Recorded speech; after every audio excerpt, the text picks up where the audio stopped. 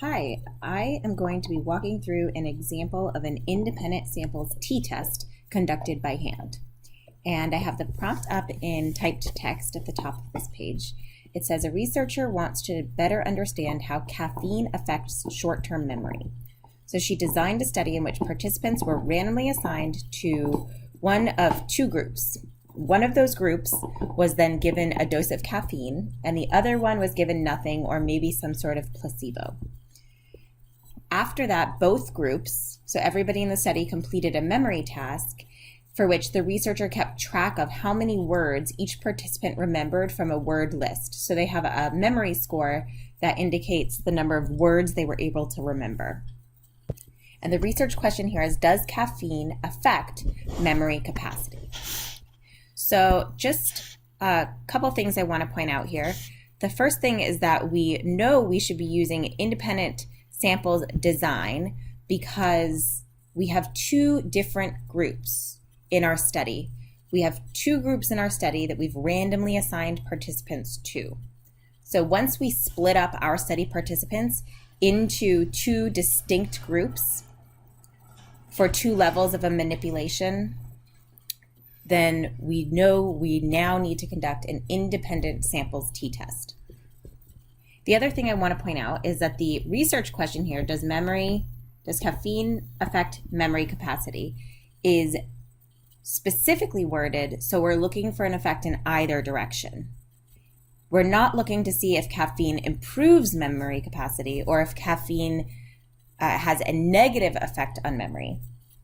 The question is phrased rather more generally. So this should indicate to us that we're doing a two-tailed test, and our hypotheses should be two-tailed hypotheses. So in this next step here, I have defined the populations. The population of people who consume caffeine is considered population 1, and population 2 is people who don't consume caffeine.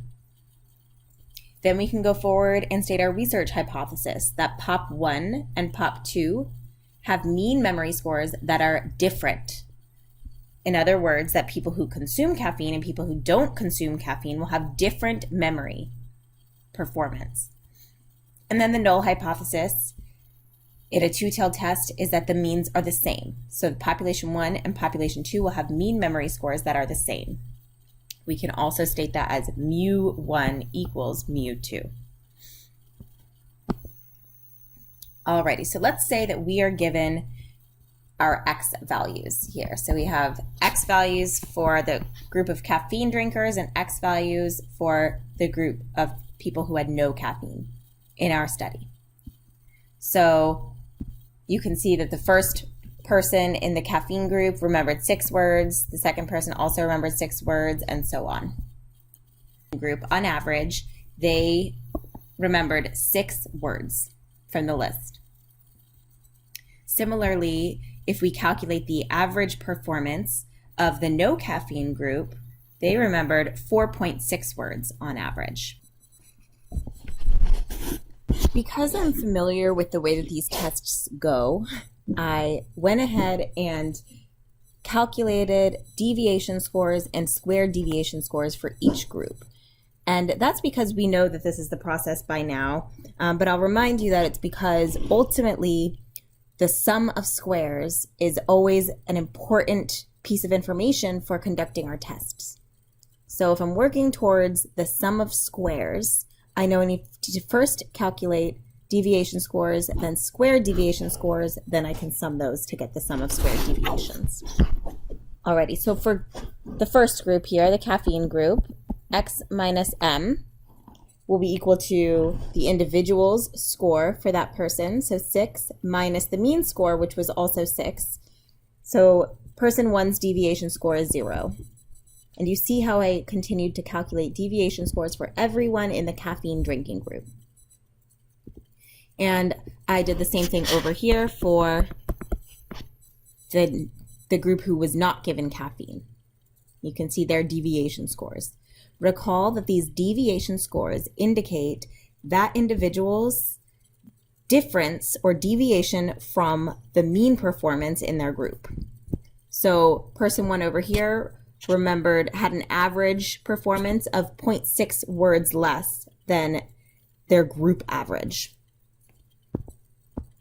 And then, as I was talking about, the next step is to calculate the squared deviation. So we just take the squared value of the previous column for each person. Okay, and we do that for both groups as well. And then finally, we calculate the sum of that column for each group. So we have the sum of squared deviations for group 1 is 14. Remember that sum of squared deviations, so that's SS1, we could call that. So sum of squares for group 1. And the sum of squares for group 2 is 5.2. Okay, so what do we know? Let's stop here, we'll pause and reflect on what information is known to us at this point. Well, we know that each group had 5 people. You can figure that from the data tables, just counting. So the degrees of freedom, which we know to be n-1 for each group, is 4 for each group. We know the means for each group, and we also know the sum of squared deviations for each group. And I've just rewritten those all together so we have all the information in a single place right here. Now, so that's what we know. What do we need to know? What are we trying to work towards? Well, ultimately, we need to be able to conduct a test statistic, which is a t-value. And the t-value for an independent samples t-test is calculated with the M1 minus M2 in the numerator, so the difference between the two sample means. And the denominator is the standard error, or the standard deviation of the comparison distribution. That is always the case for the t-statistic. So what is the comparison distribution in this case? Well, the comparison distribution is the distribution of differences between means. How do we find the standard deviation of the distribution of differences between means, or the standard error? Well, the first step here is to find the estimated population variance, or S squared, for each of the populations. So we want to get an estimate from population 1 and an estimate for population 2. So S squared, you know, you've learned before and calculated this before, is sum of squares over degrees of freedom. So we use that formula to get S squared for each of our groups. So 14 divided by 4, sum of squares over degrees of freedom for group 1 will give us 3.5. And if we do the same thing for group 2, we get 1.3. So those are our estimates of population variance that we get from group 1 and group 2 in our study. So at step 2 here, I have a note that says we assume that population 1 and population 2 variance should actually be equal. There's a name to this assumption, which is homogeneity of variance. It's the assumption of homogeneity of variance, or same variances between the two populations. But I just got 2 different estimates. I got an estimate of 3.5 and an estimate of 1.3 from groups 1 and 2 respectively. If we assume that we actually in the real world have the same variance for those 2 populations, then I need to figure out how I can compromise these 2 different estimates of that variance. So if I know that there's one truth that is the value of the population variance for each group, but it's only one value because they're equal, right? I should average my 2 estimates. I got one guess from group 1 for what that value is. I got one guess from group 2 for what that value is. So I'm averaging them, but recall that I'm using a weighted average. The reason I'm using a weighted average formula is because when group sizes are different, I assume, or we know, that the larger group would be giving a more accurate estimate. it's providing more information. It's based on more information, so it has a more accurate estimate. So it should have more weight in my formula. Okay. So here is the formula for the single estimate, or the average estimate for population variance. We call it the pooled variance. So the pooled variance can be calculated using this formula that I have written here. So you're weighting each variance estimate by degrees of freedom, or proportions of degrees of freedom. DF total, you see here, and this is new, DF total, remember, is DF1 plus DF2. Okay. So if we plug in the values that we have into this formula, we have 4 is DF1 over DF total is 8 times the first group's estimate or guess for what the population variance is, plus DF2 over DF total times the second group's guess for population variance. And if you calculate that out, we get pooled variance equals 2.4. So based on both different group estimates, we get a value that we say, okay, I think 2.4 is probably close to the real true population variance. Population 1 and population 2 both have a variance of 2.4. All right, so we've got our population variance figured out. That took just a couple steps. Now let's move on to step 3 for working towards the standard error. Here, I want to find the variance of the distribution of means for each population. So I just found the variance of the population of scores. Now I want to find the variance of the distributions of means. So if population 1, we think has a variance of 2.4, remember that's the pooled variance we just calculated, then we divide that by n, as always. We always get S sub m equals S squared over n, right? That's a formula you've seen before. That's what we're using here. So for population 1, we think that their population variance is 2.4, and we know that there's 5 people in our study. So 2.4 divided by 5 gives us a variance of the distribution of means for population 1 of 0.48. And we're actually going to get the same value for the distribution of means for population 2, and that's because the sample sizes were the same. Both samples had 5 participants. Alrighty, so then we move on to step 4. Find the variance of the distribution of differences between means. So this is a new step for the independent samples t-test. Remember, the distribution of means is no longer our comparison distribution. We have to go one step further because now our comparison distribution is a distribution of differences between means. So the variance of the distribution of differences between means is equal to the sum of the variances of the distributions of means for each population.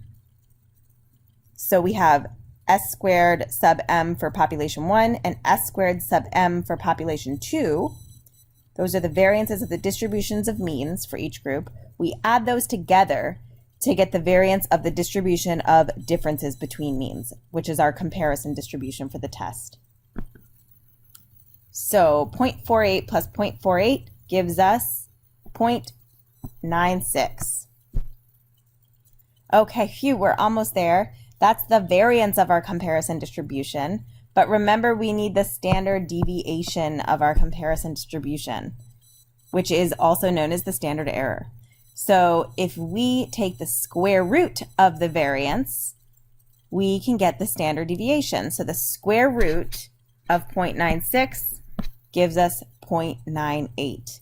This is S sub diff, which is the standard deviation of the distribution of differences between means.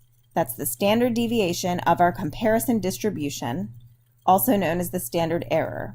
And remember, that is what we did all that work for because it goes in the denominator of our test statistic, our t-value.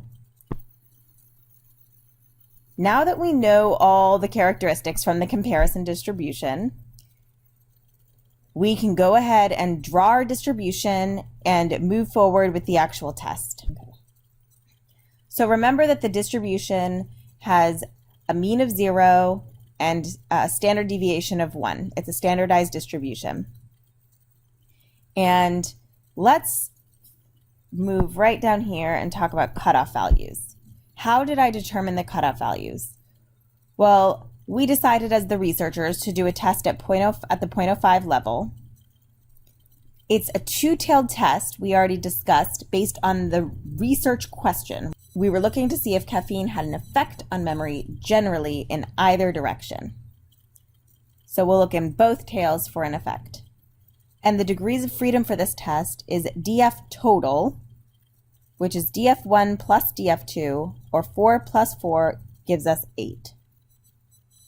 So now if I go look in my t-table, I could look under two-tailed tests, the P is less than 0.05 significance level with degrees of freedom of 8. And if you do that, you get critical values of positive and negative 2.306. So I drew those up in green on my comparison distribution. Let's go ahead and calculate our t-value. Our t-value is M1 minus M2 over the standard error. So the mean of group 1 is 6, the mean of group 2 is 4.6, and remember we just did all that work to calculate the standard error of 0.98. So if you go ahead and plug those values in, you get a t-statistic equal to 1.43. This is my test statistic for the independent samples t-test. So you can see I added that on my comparison distribution in blue. And it is not more extreme than either of my critical values. This test statistic is not less than 5% likely under the null hypothesis. This is not a very surprising or unusual value under the null hypothesis. So I conclude that I don't have evidence to reject the null, or in other words, I did not find sufficient evidence to support my research hypothesis that people who drink caffeine have different memory performance than people who don't drink caffeine.